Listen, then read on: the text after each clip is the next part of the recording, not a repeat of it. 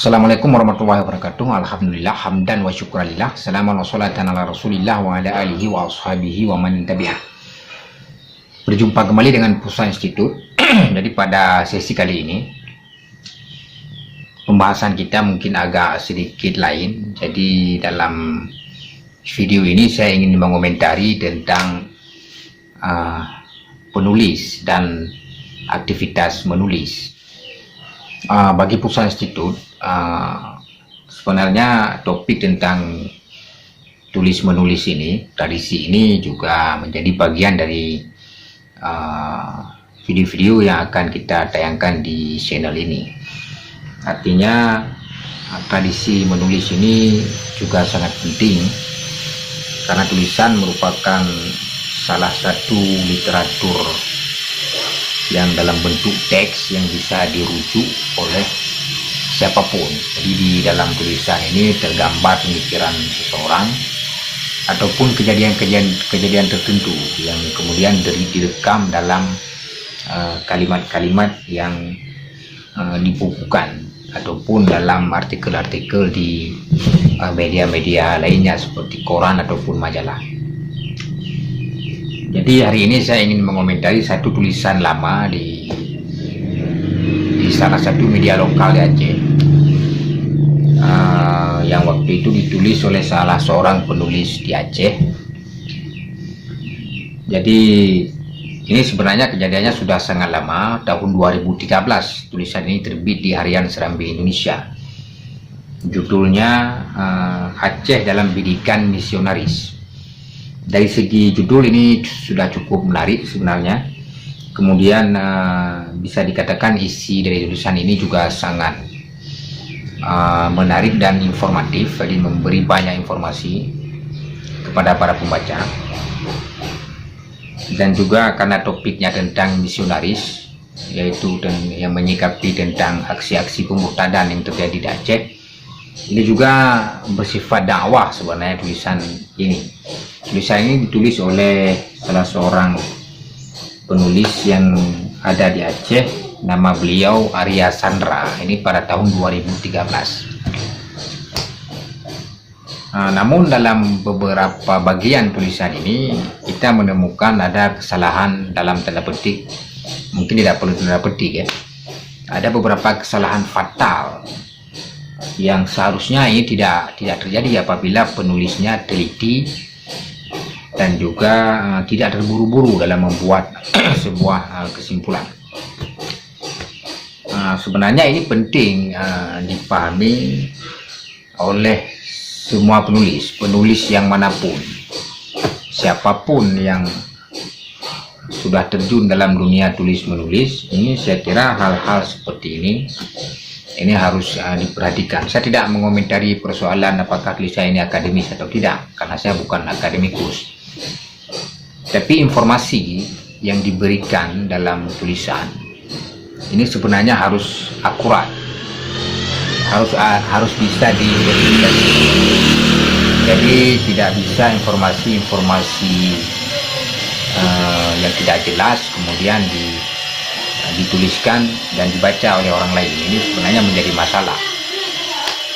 Dalam tulisan Arya Sandra ini saya menemukan beberapa masalah. Sebenarnya saya pernah menulis satu tulisan juga untuk mencoba meluruskan apa yang disampaikan Arya Sandra ini. Saya kirim ke Serambi Indonesia waktu itu tahun 2013, tapi entah kenapa Serambi tidak bersedia memuat.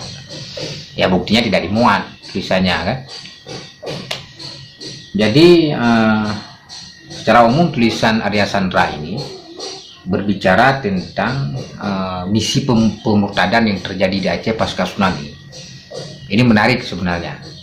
Tapi dalam beberapa paragraf saya menemukan ada kejanggalan-kejanggalan fatal. Ini misalnya ada di salah satu paragraf yang menuliskan bahwa yang kira-kira bisa kita simpulkan bahwa salah satu misi pemurtadan ataupun model pemurtadan yang terjadi di Aceh itu adalah melalui faham Muhammad Abduh bin Abdul Wahab. Ini dituliskan oleh Arya Sandra. Jadi di sini ada dua masalah sebenarnya. Yang pertama, Arya Sandra ini secara keliru memasukkan faham Muhammad Abduh sebagai bagian daripada misi pemurtadan. Jadi seolah-olah ketika orang ataupun umat Islam ataupun Muslim mengadopsi pemikiran-pemikiran Abduh, ini dia secara otomatis menjadi murtad. Ini kan keliru. Seperti kita tahu, Muhammad Abduh ini seorang Muslim dan dia juga seorang ulama. Jadi bukan apa tampuk dalam bahasa Aceh. Jadi memasukkan Muhammad Abduh sebagai bagian dari misi pemurtadan ini, saya kira sangat aneh bagi seorang penulis yang mungkin beliau tidak kenal siapa Muhammad Abduh ini. Kemudian di sini juga ada kesalahan lainnya selain kesalahan menganggap ajaran Abduh sebagai bagian dari pemurtadan. Juga ada kesalahan lain, yaitu penyebutan nama Muhammad Abduh ini juga keliru. Keliru dan sangat fatal sebenarnya. Jadi Muhammad Abduh bin Abdul Wahab. Jadi Arya Sandra menulis di Serambi Indonesia pada tanggal 11 September 2013 dalam tulisannya Aceh dalam Pendidikan Misionaris, menulis nama Muhammad Abduh bin Abdul Wahab. Ini membingungkan sebenarnya. Ini sangat fatal sekali bagi seorang penulis. Ini sangat fatal dan merugikan sosok Muhammad Abduh dan juga umat Islam yang lain, karena ini tokoh Islam. Muhammad Abduh ini ya, bukan seperti kita katakan tadi, bukan apa tampuk.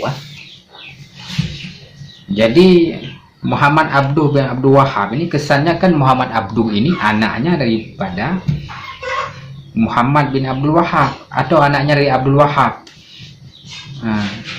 Ini aneh. Muhammad Abduh bin Abdul Wahab ini sebenarnya tidak ada dalam literatur. Kalau kita baca misalnya tentang gerakan pembaruan ataupun gerakan pemurnian, tidak ada nama Muhammad Abduh bin Abdul Wahab. Yang ada Muhammad Abduh itu satu orang, beliau berasal dari Mesir. Kemudian ada satu lagi, Syekh Muhammad bin Abdul Wahab, itu dari Najd, Saudi Arabia. Ada dua tokoh yang berbeda. Jadi Arya Sandra dalam tulisannya ini secara sangat aneh menggabungkan dua nama ini. Jadi seolah-olah Muhammad Abduh ini anaknya dari Muhammad bin Abdul Wahab. Ini sebenarnya sangat keliru. Keliru karena menyebut seolah-olah ayah Muhammad Abduh ini Abdul Wahab, dan Abdul Wahab punya anak namanya Muhammad Abduh. Ini aneh sekali. Tapi saya yakin yang dimaksud oleh Arya Sandra ini sebenarnya Syekh Muhammad Abduh.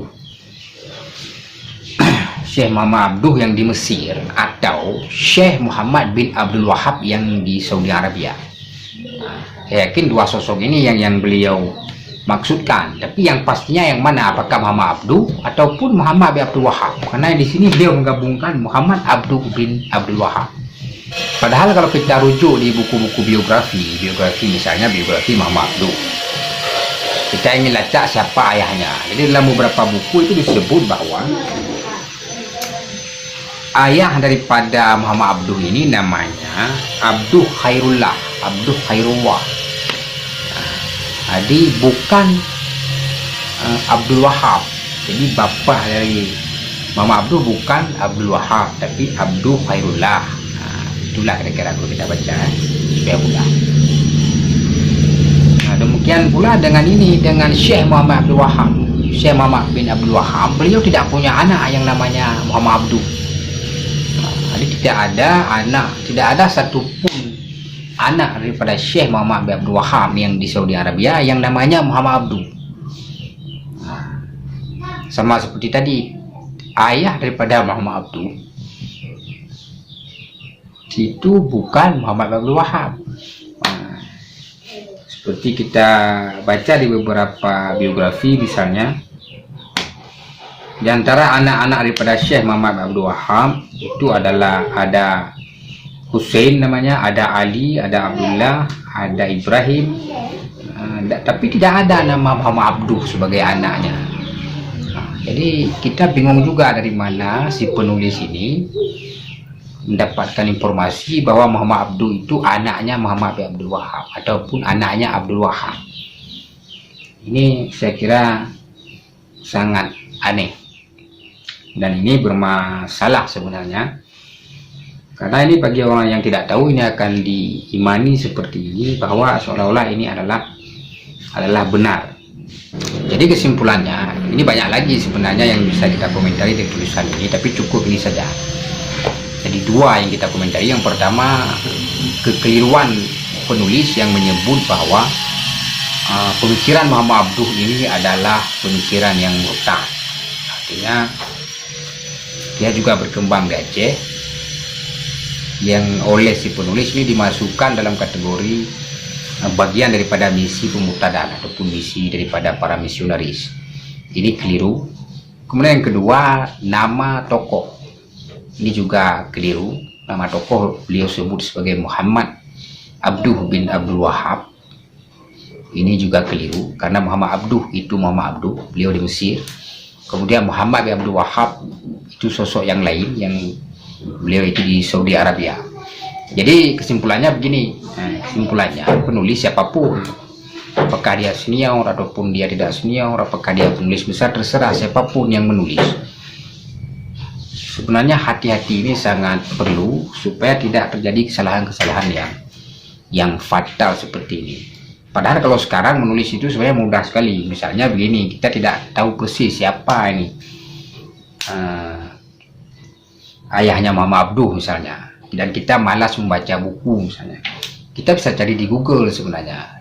Buka Google, cari, nanti cari website-website yang kira-kira otoritatif ya. Di website jangan website aneh, di website-website yang kira-kira bisa dipertanggungjawabkan isinya ataupun bisa dijadikan referensi. Banyak website-website yang bisa dipercaya.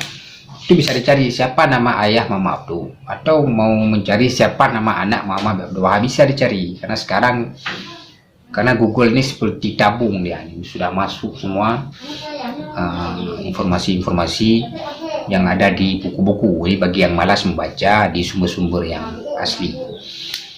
Saya kira cukup. Ini karena saya tidak ada pekerjaan, saya komentari ini.